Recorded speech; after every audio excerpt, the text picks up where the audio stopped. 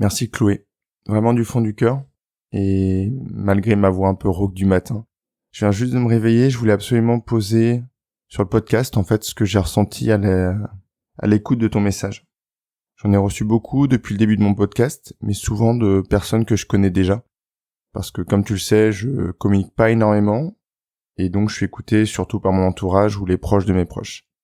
Mais ce matin, donc à 7h, quand j'ai allumé mon téléphone et que je comptais me lever, j'ai reçu un message de Chloé, que je ne connais pas, et qui m'a beaucoup touché, et que je vais te lire tout de suite. Et j'espère que tu m'en voudras pas, Chloé. Bonjour Sylvain. J'ai découvert tes podcasts il y a 2 semaines, en cherchant un Cortoltech, et les écoute avec plaisir à mon rythme. Je trouve le format court, très intéressant et facile à réécouter. C'est très concret et motivant. Un véritable coup de cœur que je n'hésite pas à conseiller à mes proches. On découvre que l'on a toutes les clés en main, même avec un enfant en bas âge et un travail prenant. J'ai tendance à nourrir le mauvais loup et à ne pas me faire assez mal. Depuis que j'en ai conscience, ça va beaucoup mieux. Reste à l'inscrire dans la durée. Bonne continuation et au plaisir d'écouter la suite, Chloé. C'est un sentiment assez particulier, parce que comme je l'ai dit, j'en ai reçu plusieurs, mais là c'est une personne qui m'est vraiment inconnue.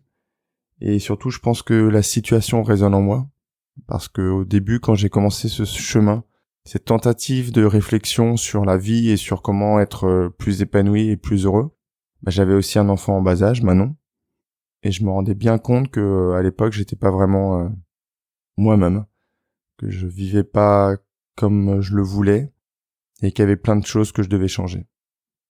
Donc merci Chloé encore pour ce message, ça me touche énormément, et je pense que vous sentez l'émotion de ma voix, mais je suis ému. J'espère que tu m'en voudras pas de l'avoir lu. Merci pour tous les autres messages que je reçois. Mais c'est vrai que ce dernier avait vraiment une intensité très particulière parce que venant d'une personne inconnue et qui, dans ses écrits, me permettent déjà d'avoir atteint l'objectif final de ce podcast.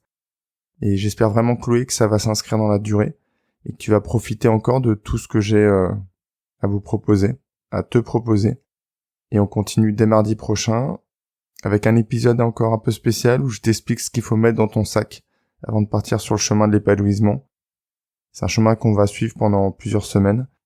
Je vous souhaite un très bon week-end, prenez bien soin de vous.